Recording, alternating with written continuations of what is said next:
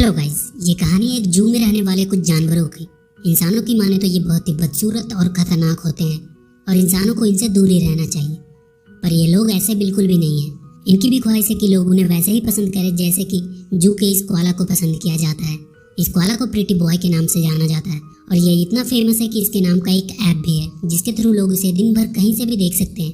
ये कहना गलत नहीं होगा कि ये कोआला किसी राजकुमार से कम नहीं है जिसकी पूरी दुनिया में करोड़ों फैन है। वहीं दूसरी तरफ ये जैकी क्रोकोडाइल, नाइजल बिच्छू, फ्रैंक स्पाइडर, जो लिजार्ड, इन सबको जू का हंटर चैड सबको ऐसे दिखाता था मानो ये सबसे खतरनाक जानवर हो जिनके पास भी कोई नहीं जाना चाहेगा। और ये है डेडलीस्ट टाइपन स्नेक मैडी। आज इसका पहला शो है और ये काफी एक्साइटेड थी कि लोग इसे बहुत पसंद करेंगे। पर जैज ने मैडी को सबसे ऐसे इंट्रोड्यूस करवाया कि सारे लोग मैडी से डरने लगे। मैडी को समझ नहीं आ रहा था कि सारे लोग उससे इतना क्यों डर रहे हैं। वो तो खूबसूरत है, लोग उसे प्यार क्यों नहीं कर रहे हैं। शो खत्म होने के बाद उन सबको वापस उनके पिंजरे में डाल दिया जाता है। मैडी काफी ज्यादा सैड थी क्योंकि लोग उसे पसंद नहीं करते। वो सोचने लगी थी शायद वो बहुत ही बदसूरत और खतरनाक है। तब जैकी उसे बताती है, उदास मत हो मैडी, लोगों को सोचने से क्या होगा, हम बुरे नहीं हैं, हमारा काम है सिर्फ लोगों को डराना और धीरे धीरे तुम्हें भी इसकी आदत लग जाएगी। फ्रैंक, नाइजल और जो भी मैडी को खुश करने के लिए अपनी अपनी खूबियां बताने लगता है। मैडी उन सबको अपनी माँ की लोरी सुनाती है जो कि उसकी माँ उसे सुनाया करती थी। उन सबको जैकी उनके अपने घर की कहानियां सुनाती है जहाँ से वो लोग आए हैं। वो कहती है वो पहाड़ियाँ बहुत ही खूबसूरत है और एक दिन तुम लोग वहाँ जरूर जाओगे। अगले दिन फिर से पार्क शुरू हो जाता है और वही लोगों का डेली लोगों को डराने का रूटीन शुरू हो जाता है। पार्क में चैज का बेटा जैसी जैकी क्रोकोडाइल के तालाब में गिर जाता है। जैकी उसे बचाने के लिए जाती है पर लोगों को लगता है वो उसे खाने के लिए जा रही है। पर जैकी किसी तरह जैसी को पानी से बाहर निकाल देती है और फिर चैज जैसी को ऊपर खींच लेता है। पर सबको यही लगता है कि जैकी आज जैसी को खा जाती, इसलिए जैकी को एक पिंजरे में डालकर बाहर किसी अलग जगह पे ले जाया जा रहा था जो उसे आखिरी बार देखता है। मैडी और बाकी के जानवर काफी ज्यादा दुखी थे जैकी के ऐसे चले जाने से। चैज अपने बेटे को हमेशा अपने बहादुरी के किस्से सुनाता रहता था कि कैसे उसने अपनी बीवी को खो दिया एक एनाकोंडा को पकड़ते पकड़ते। जैकी के ना होने से फ्रैंक, नाइजल और जो मैडी को उन पहाड़ियों की कहानियां सुनाने को कहता है जो कि जैकी उन्हें हमेशा सुनाया करती थी। मैडी कहती है, मैं थक गई हूँ वहाँ की कहानियां सुनाते सुनाते, क्यों ना हम सब यहाँ से भागकर खुद वहाँ चलकर उन पहाड़ियों को देखें। ये बात सुनते ही फ्रैंक और नाइजल काफी डर जाते हैं। वो कहते हैं नहीं, हम भाग नहीं सकते, वो लोग हमें फिर से पकड़ लेंगे। तब मैडी उन लोगों से कहता है कि हम कब तक इन लोगों की कठपुतलियां बनकर रहेंगे। उन पहाड़ियों पे हमारी फैमिली होगी जो हमें हर हालत में प्यार करेगी। फिर वो चारों वहाँ से भागने का प्लान बनाते हैं। जो चालाकी से अपने बॉटल से निकलकर बाकी सबको आज़ाद कर देता है। वो सब छुपकर भाग रहे होते हैं तो रास्ते में उन्हें वो प्रीटी बॉय मिलता है जो अपने खिलौने से शोर मचा रहा था। नाइजल तो उसकी क्यूटनेस पे ही फिदा था। मैडी प्रीटी बॉय को शोर ना करने को कहती है। मैडी उसे बताती है कि वो लोग यहाँ से भाग रहे हैं। प्रीटी बॉय उन पर हंसने लगता है और कहता है कि तुम एक बदसूरत सांप हो, ज़्यादा से ज़्यादा चलकर कितनी दूर भाग पाओगे। ये लोग फिर से तुम लोगों को पकड़ लेंगे और वापस से पिंजरे में डाल देंगे। और वो जोर जोर से शोर मचाने लगता है। मैडी ऊपर जाकर उसे चुप कराने की कोशिश करती है। प्रीटी बॉय डर के मारे और चिल्लाने लगता है। तब पीछे से नाइजल बिच्छू से डंक मार देता है जिससे वो बेहोश हो जाता है। नाइजल के जहर से कोई मरता नहीं था, वो बस कुछ देर के लिए बेहोश हो जाता था। मैडी उनसे कहती है हमें प्रीटी बॉय को भी अपने साथ लेके जाना होगा। मैडी प्रीटी बॉय को अपनी पीठ पे बिठाकर वहाँ से भागने लगती है। थोड़ी दूर पर पहुंचकर उन्हें पहाड़ियाँ दिखती है। वो लोग खुश हो जाते हैं पर तभी लाइट आने की वजह से वो पहाड़ियाँ शहर में बदल जाती है। ये शहर ही उन्हें दूर से पहाड़ जैसा दिख रहा था। उनका घर उस शहर के उस पार था पर शहर और उनके बीच में एक बड़ी सी नदी थी और उनमें से किसी को भी तैरना नहीं आता था। वो लोग एक घोंसले में बैठकर नदी पार करने लगते हैं। तभी बीच नदी में उन्हें एक शार्क दिखाई देती है। वो लोग डर जाते हैं कि ये शार्क उन्हें खा जाएगी पर वो शार्क खतरनाक नहीं थी। वो बताती है कि उसका नाम जेसिंटा है और वो एक सीक्रेट एजेंसी अगली सीक्रेट सोसाइटी यूएसएस की सीक्रेट एजेंट है। उनकी एजेंसी उन लोगों की मदद करती है जिन्हें दुनिया बदसूरत समझती है। जेसिंटा उन लोगों को एक सीक्रेट पासवर्ड देती है जिसके बोलने से कहीं पे भी उनके हेल्प के लिए यूएसएस के एजेंट आ जाएंगे। जेसिंटा उन लोगों को नदी पार करवा देती है। जू में जब चैज को वहाँ के जानवरों के भागने के बारे में पता चलता है तो वो उन्हें पकड़ने के लिए निकल जाता है। जेसिंटा अब उन लोगों को किनारे तक ले आई थी। अब इन लोगों के सामने सबसे बड़ी मुसीबत थी सबसे छुपकर शहर पार करना। प्रीटी बॉय उनसे कहता है कि वो अब उनके साथ नहीं जा सकता क्योंकि वो बहुत गंदा हो गया है और उसे अब ब्यूटी पार्लर की सख्त जरूरत है। वो शहर की तरफ चल देता है। वो सोच रहा था कि लोग उसे पहले की तरह पसंद करेंगे पर हुआ बिल्कुल उल्टा। लोग उसे देखकर डर से भागने लगे। प्रीटी बॉय समझ नहीं पा रहा था कि लोग उससे डर क्यों रहे। तब वो दीवार पे अपना पोस्टर देखता है। सब लोग समझ रहे थे कि नाइजल के काटने से प्रीटी बॉय को रेबीज हो गया है और अब वो खतरनाक बन चुका है। सब उसे मारने के लिए दौड़ते हैं। इधर मैडी, नाइजल, जो और फ्रैंक को प्रीटी बॉय की चिल्लाने की आवाज़ सुनाई देती है। तभी प्रीटी बॉय भागता हुआ उनके पास आता है।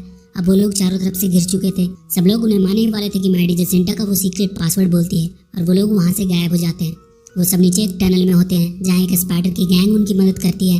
वो लोग टनल में फ्लश के पानी में तैरते हुए वहाँ से आगे बढ़ते हैं। वो लोग सक्शन पाइप के थ्रू उस टनल से बाहर निकलते हैं। वहाँ उन्हें चैज का बेटा जैसी उन्हें देख लेता है, पर वो लोग वहाँ एक लेडी के बालों में चालाकी से छुप जाते हैं। चैज वहाँ से आगे बढ़ जाता है।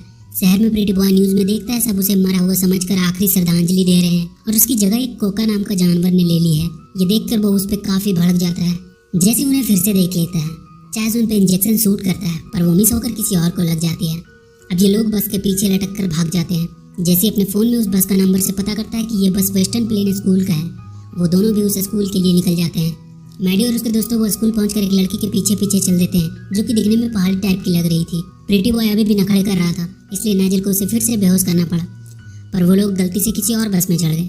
तब मैडी दिमाग लगाकर एक स्केट बोर्ड के सहारे वहाँ एक फ्लैग पोल पे चढ़कर वापस से सही वाले बस के छत पे लैंड हो जाती है। पर प्रीटी बॉय उनके साथ नहीं था, वो अभी भी स्केट बोर्ड पे ही बेहोश था। स्केट बोर्ड के रोड के बम से टकराने की वजह से प्रीटी बॉय उछलकर उनके साथ ही बस की छत पे आ जाता है। उनका पीछा करते करते चैज और जेसी भी उनके पीछे आ गए थे। चैज प्रीटी बॉय को बेहोशी का इंजेक्शन से शूट कर देता है। अब वो लोग बचने के लिए बस के अंदर आ जाते हैं जहाँ एक लड़की उन लोगों को अपने बैग में छिपा देती है और उन लोगों को वहाँ से भागने में मदद करती है। ऐसा पहली बार हुआ था जब मैडी ने किसी अच्छे इंसान को देखा था। वो उस लड़की को थैंक्स बोलती है। वो लोग अब जंगल के नीचे पहुंचकर बात ही कर रहे होते हैं कि ऊपर पैर फिसलने की वजह से उन पर चैज आकर गिरता है और गलती से उसकी छड़ी से मैडी फंस जाती है और इसी के चलते बाकी के लोग भी पकड़े जाते हैं। चैज मैडी को इंजेक्शन देकर बेहोशी करने वाला था, तभी प्रीटी बॉय यूएसएस का सीक्रेट पासवर्ड बोलता है और वहाँ 3-4 बंदर उन पे हमला कर देते हैं और मैडी को छुड़ा देते हैं। चैज वहाँ से भागने लगता है और किसी तरह वो वहाँ से भागने में सफल हो पाता है। वो बंदर उन्हें वहाँ से लेकर एक गुफा में पहुँचते हैं जहाँ के बैट उन्हें आगे ले जाने में मदद करते हैं और इसी तरह वो रास्ता पार करते करते अपनी मंजिल की ओर चल देते हैं। इधर चैज अपने साथ और भी आदमियों को लेकर उन्हें पकड़ने के लिए निकल पड़ता है। रास्ते में मैडी और उसके दोस्त आराम कर रहे होते हैं। तब मैडी उन लोगों को बताती है कि कैसे वो अपनी माँ से बिछड़ गई और फिर चैज ने उसे उठाया और अपने साथ लेके चला आया। सुबह फिर से वो लोग आगे की ओर बढ़ गए। रास्ते में प्रीटी बॉय कोला की फैमिली मिलती है जहाँ वो उनके साथ हो जाता है। अब मैडी, नाइजेल, फ्रैंक और जो अपने घर की तलाश में बढ़ जाते हैं। जब वो लोग पहाड़ के नजदीक पहुंचते हैं तो बहुत से जानवर बाहर आकर उन्हें देखने लगते हैं। पहली बार वो लोग अपने जैसे को देखकर काफी अच्छा महसूस कर रहे थे। तभी सब लोग वापस पहाड़ों में छिप जाते हैं। मैडी देखती है चैज और उसके लोग उन्हें पकड़ने के लिए आए हैं। चैज उन सबको पकड़कर वापस के डब्बे में बंद कर देता है। चैज के बेटे जैसे को मैडी पे तरस आ जाता है और वो उसे गाड़ी से नीचे गिरा देता है। मैडी अपने दोस्तों को वापस लाने के लिए पहाड़ के जानवरों से मदद मांगती है, पर वो लोग मना कर देते हैं। तभी वहाँ प्रीटी बॉय आ जाता है और कहता है कि कोआला की फैमिली ने उसे भगा दिया, इसलिए अब वो उनके साथ ही रहेगा। अब मैडी और प्रीटी बॉय मिलकर अपने बाकी के दोस्तों को बचाने के लिए जाते हैं। वो दोनों एक फायर फाइटर की गाड़ी चुरा लेते हैं।